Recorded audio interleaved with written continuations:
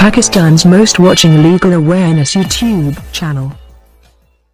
अस्सलाम वालेकुम फ्रेंड्स, कैसे हैं आप सब? I am sure all are fine. This is Mubashir Iqbal Chauhan, advocate high court and legal lecturer.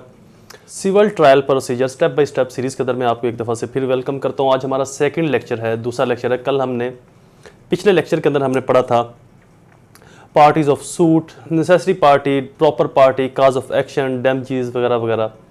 आज इस स्टेज के अंदर हम पढ़ेंगे plaint, pleading, stay application, affidavit.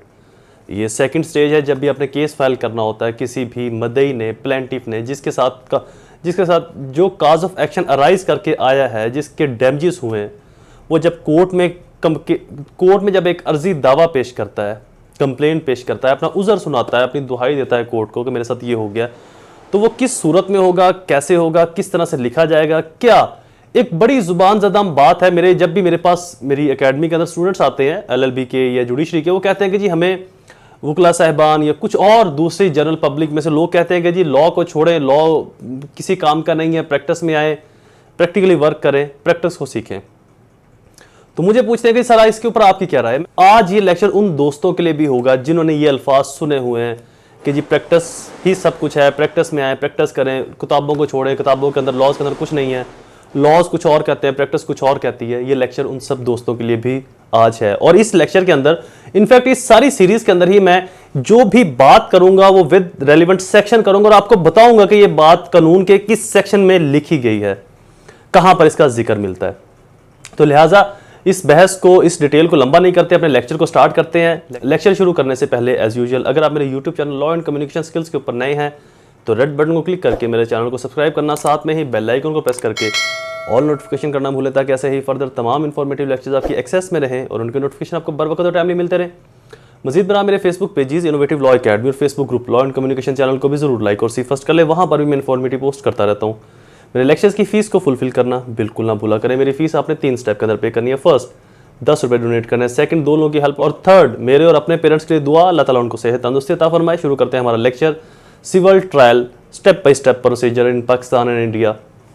Lecture number 2 दूसरा लेक्चर है आज हमारा, जिसके अंदर आज हम प्लेंट, प्लीडिंग, एफिडेविट और स्टे की कुछ प्रोसीडिंग जो है इनको पढ़ेंगे.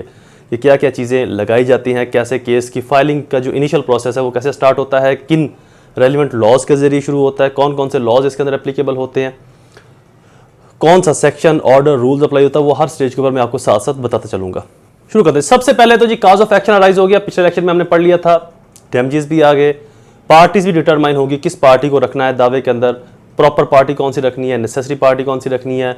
अगर आप फर्स्ट व्यूवर हैं मेरे इस लेक्चर के ऊपर तो मेरी पिछली इसी प्लेलिस्ट के अंदर जाकर आप देख लीजिएगा, स्टार्ट से आपको अच्छे से समझ आ जाएगी. अब आ गया प्लेंट. प्लेंट क्या होती है और कहां पर इसका जिक्र है सीपीसी के अंदर, सीपीसी के कौन से सेक्शन के अंदर जिक्र है और वहां पर वर्डिंग क्या है. ये जो लोग कहते हैं कि ये प्रैक्टिस का लॉ और है, कानून का लॉ और है, तो क्या वो सही कहते हैं, या जो लोग ये कहते हैं कि भाई कानून ही प्रैक्टिस का लॉ है, अगर आपको कानून का पता है तो आप प्रैक्टिस अच्छे से कर सकते हो. आपकी प्रैक्टिस के ऊपर ग्रिप तभी होगी जब आपकी कानून के ऊपर ग्रिप होगी. आपको पता होगा कि ये जो बात कर रही है प्रैक्टिस में कानून की किस जगह पर लिखी हुई है, और यही मैं आज आपको बताऊंगा. पूरे दावे की स्टेजेस को स्टेप बाय स्टेप एक एक कानून के जरिए कि ये कानून कहां लिखा हुआ है, कैसे लिखा हुआ है, कौन सा कानून किस जगह पर मेंशन है, तमाम चीजें बताऊंगा. प्लेंट, अर्जी दावा. इसके उर्दू मायने क्या है? अर्जी दावा, दुहाई करना, उज़र पेश करना कि मेरे साथ ये हो गया है, इसने किया है, ये डैमेजेस हुए हैं, मुझे ये लॉस हुआ है, मेरी रेडिसल की जाए, मेरा मुदावा किया जाए, मेरे लिए आसानी की जाए, जो लॉसेस को रिकवर करवाया जाए, व्हाट्सएवर जो भी आप करते हो. तो प्लेंट सीपीसी ऑर्डर 7 रूल 1 के जरिए आती है. ऑर्डर 7 रूल 1 में क्या पार्टिकल्स है प्लेंट के वो आपको बता देता हूं. ऐसे ही प्लेंट होगी. Particles to be contained in plaint order 7 rule 1 पढ़ रहे हैं. The plaint shall contain the following particles: the name of the court in which suit is filing, court का नाम लिखा जाएगा. Name of description and place residence of the plaintiff, plaintiff का नाम, रहायश लिखी जाएगी. Name, description, place of residence of defended, जो डिफेंड है, जो प्रॉपर पार्टी के अंदर है या नेसेसरी पार्टी के अंदर है, उसकी रहायश क्या है वो सब कुछ लिखी जाएगी. वेयर प्लेंटिफ और डिफेंडेड इज अ माइनर, अगर प्लेंटिफ और डिफेंडेड माइनर है या अनसाउंड माइंडेड है तो उनकी स्टेटमेंट की बिहाफ के ऊपर कोई और आएगा. यहां पर द फैक्ट, उनके लीगल गार्डियंस, लीगल हेयर्स वहां पर मेंशन होंगे. The fact constitute the cause of action and when it arose, जो काज ऑफ एक्शन है वो क्या है और कब अराइज हुआ, किस दिन ये इशू बना, वो लिखा जाएगा. The fact showing that the court has jurisdiction, क्या ये फैक्ट कोर्ट की जुरिसडिक्शन रखते हैं तो उन फैक्ट्स को शो किया जाएगा, यानी कि मालियत के दावा जाते हैं या जगह के दावा जाते हैं, लाहौर में दावा दायर करना है तो उसका काज ऑफ एक्शन कसूर में राइज हुआ है, गुजरांवाला, सियालकोट, फैसलाबाद में राइज हुआ है या कराची में, तो लिहाजा इस चीज को शो करना है ताकि कोर्ट डिटरमाइन कर सके कि पूरी तरह से हर चीज क्लेरिफाई करनी है, पिक्यूनरी माली मामलात भी और रेजिडेंशियल मैटर भी, जगह के मामलात भी कि जगह कहां की बनती है, ताकि कोर्ट अच्छे से समझ सके कि मेरी जुरिसडिक्शन बनती है या नहीं बनती। The relief is a plaintiff claim, वो रिलीफ लिखा जाएगा जो प्लेंटिफ क्लेम कर रहा है, जो चाहता है प्लेंटिफ का मुझे क्या चाहिए वो इसके अंदर मेंशन होगा। The statement of value of subject matter of the suit, जो सब्जेक्ट मैटर ऑफ सूट है उसकी वैल्यू को मेंशन किया जाएगा ताकि कोर्ट फीस के लिए और कोर्ट की जुरिसडिक्शन के लिए आसानी रहेगी इसके ऊपर कोर्ट फीस कौन सी लगनी। तो लिहाजा आपने प्लेंट के अंदर ऑर्डर 7 रूल 1 के अंदर ये चीजें देखी कि जो जो चीजें प्लेंट में आती हैं वो इस कानून में बता दी गई है कि भाई ये चीजें लिखी होनी चाहिए। इनमें से जो डिस्क्रिप्शंस हैं, ये जो 8-9 डिस्क्रिप्शंस हैं, इनमें से अगर एक डिस्क्रिप्शन भी रह गई तो यहां पर 711 अप्लाई हो जाएगा। 711 क्या है? रिजेक्शन ऑफ प्लेंट, कि प्लेंट को रिजेक्ट किया जाए, दूसरी पार्टी इसके ऊपर 711 की एप्लीकेशन डाल देगी कि जी 711 में, वो भी आपको बताता हूं कि 711 क्या है और इसके अंदर कौन कौन सी चीजें हैं। तो लिहाजा ये चीजें आपने देख ली कि जो दावे के अंदर लिखा जाता है वो तमाम चीजें इसके अंदर मेंशन है कानून में, ऑर्डर 7 रूल 1 के अंदर। और इस ऑर्डर के अंदर पढ़ने वाले रूल कौन कौन से हैं? रूल 3 पढ़ने लायक है इसके अंदर, ये भी आप देख लीजिएगा। रूल 4 भी पढ़ने लायक है, रूल 8 और 9 भी पढ़ने लायक है, 10 तकरीबन सभी पढ़ने लायक है। और रूल 11 रिजेक्शन ऑफ प्लेंट, यहां पर इसके पैरामीटर्स दिए हुए कि अगर इन पैरामीटर्स के ऊपर प्लेंट पूरा उतर रही है तो उस प्लेंट को रिजेक्ट कर दिया जाएगा, डिसमिस कर दिया जाएगा, टर्मिनेट कर दिया जाएगा, खत्म कर दिया जाएगा। तो अगर आपने अगर आप डिफेंस काउंसिल की तरफ से आपने दावा कैंसिल करवाना तो आप 711 की एप्लीकेशन देते हो कि जी इस दावे को खारिज किया जाए, इसके अंदर ये कमी कोताही है। तो इस चीज की समझ आ गई कि प्लेंट जब आएगी उसके अंदर ये जो नॉन डिस्क्रिप्शन मैंने ऑर्डर 7 रूल 1 में बताई है, इनका होना जरूरी है। और अगर दूसरी पार्टी उसको रिजेक्ट करवाना चाहे तो वो 711 की एप्लीकेशन देती है in the mid of suit के दरमियान के अंदर या किसी भी जगह पर जहां पर दूसरी पार्टी को फिजिबल लगे। अब ये तो थी प्लेंट कैसी होगी, किस तरह की होगी। अल्हम्दुलिल्लाह, बिस्मिल्लाह, अल्हम्दुलिल्लाह। ये तो थी कि प्लेंट किस तरह की होगी। अब लिखी कैसे जाएगी वो भी कानून ने बता दिया। लोग तो कहते हैं जी प्रैक्टिस का लॉ और है, फील्ड का लॉ और है, कानून और कुछ है, कानून को छोड़ो प्रैक्टिस में आओ। ये लेक्चर उनके लिए है कि जो प्लीडिंग लिखी कैसे जाएगी वो भी ऑर्डर में बता दिया। आगे प्लीडिंग की तरतीब क्या होगी? तरतीब प्लीडिंग की प्लेंट वाले की भी वही होगी, जो रिटन स्टेटमेंट डिफेंस काउंसिल है, डिफेंडेड है, उसकी भी प्लीडिंग इसी तरह से होगी। अब आते हैं जी प्लीडिंग के ऊपर। ऑर्डर 6 रूल 1 ये प्लीडिंग का ऑर्डर है। ऑर्डर 6 रूल 1 क्या कहता है जी वो भी देख लेते हैं। ऑर्डर 6 प्लीडिंग का है। प्लीडिंग शैल मीन प्लेंट और रिटन स्टेटमेंट, यानी कि प्लेंट और रिटन स्टेटमेंट दोनों ही इस तरह लिखे जाएंगे तो प्लीडिंग कहलाएगी। समझ आ गई बात की? प्लीडिंग रिटन स्टेटमेंट भी ऐसे ही लिखी जाएगी और प्लेंट जो दावा लेकर आ रहा है वो भी ऐसे ही लिखेगा। कैसे लिखेगा? रूल 1 के अंदर ये बता दिया। रूल 2 के अंदर है pleading to state material fact and not evidence. Every pleading shall contain only the statement to the concise from of material fact on which the party pleading rely or his claim or defence, जिसमें एक party claim कर रही है दूसरी party defence कर रही है। As the case may be, but not the evidence which they are to be proved, and shall with the necessary by divided into paragraph. Paragraph के अंदर ये डिवाइड होगी, नंबर्स इसके नंबर लगे होंगे। Consecutively, date sum of numbers shall be expressly in figures. Figures के अंदर date number जो कुछ भी है वो लिखा होगा, यानी कि पैरा नंबर 1 के अंदर बंदा अपना नाम लिखता है, उसके बाद डिफेंस काउंसिल का नाम लिखता है, फिर इशू क्या राइज हुआ, काज ऑफ एक्शन कब से राइज हुआ, वो कब से उसने कोर्ट में आने का कब से सोचा, इशू क्या था। इस तरह से 7-8 पैराग्राफ के अंदर नंबरिंग के अंदर इसको लिखा जाएगा।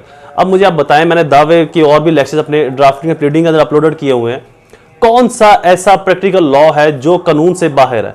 ऐसी प्रैक्टिस का कौन सा ऐसा एलिमेंट है जो कानून से बाहर है, जिसके अंदर सीपीसी, सीआरपीसी या पीपीसी अप्लाई नहीं होता? तो अगर जो लोग ये कहते हैं कि जी अब प्रैक्टिस में आओ, कानून को छोड़ो, किताबों को छोड़ो, किताबों में कुछ नहीं पढ़ा हुआ, वो टोटली गलत कहते हैं। आपके माइंड को डिट्रैक्ट करते हैं, किताबों से जुड़ कर रहे हैं।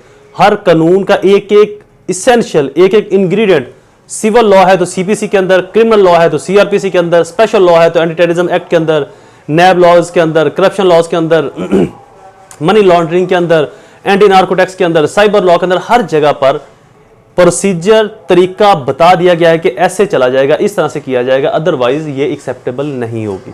तो लिहाजा प्रैक्टिस का लॉ बाद में, पहले कानून आता है, कानून ही प्रैक्टिस होता है, प्रैक्टिस कानून नहीं होता। तो जो लोग ये कहते हैं कि प्रैक्टिस कानून है वो गलत कहते हैं। कानून दरअसल प्रैक्टिस है। अगर आपको कानून का पता है तो आपकी प्रैक्टिस फिट जाएगी। अगर आपको कानून का नहीं पता तो जहां पर प्रैक्टिस में सीखने के लिए चीजों को आपने 6 माह लगाने हैं, वहां पर आपके 6 साल लगेंगे। तो लिहाजा अपने टीचर से कनेक्टेड रहें, कॉलेजेस यूनिवर्सिटी से कनेक्टेड रहें, अकेडमीज अगर आप ज्वाइन करते हैं वहाँ पर कनेक्टेड रहें, अपने लॉज को, बुक्स को कम्प्लीटली पढ़ें, स्टेप बाय स्टेप पढ़ें, एक एक सेक्शन को पढ़ें, एक एक ऑर्डर रूल को पढ़ें। तो फिर आप मुझे बताइएगा कि क्या प्रैक्टिकल जो लॉ है वो डिफरेंट है इस प्रोसीजर लॉ से या सेम ही है। प्रोसीजर लॉ ही डिफाइन करता है प्रैक्टिकल लॉ को। तो लिहाजा ऑर्डर 6 रूल 1 और 2 के अंदर हमें पढ़ा कि प्लीडिंग पैराग्राफ की सूरत में होगी। अब प्लेंट बना ली, प्लीडिंग के जरिए उसको तरतीब दे लिया, अगला प्रोसीजर उसके बाद क्या होगा? उसके साथ अगर आपने कोई स्टे लेना है, suit for injection, application for injection, temporary injection, permanent injection, perpetual injection, जो भी है, ये इंजेक्शन का जो ऑर्डर है ऑर्डर 39 रूल 1 to 5 के अंदर टेम्पोरेरी इंजेक्शन के बारे में बता दिया गया है, आप वो देख लीजिएगा।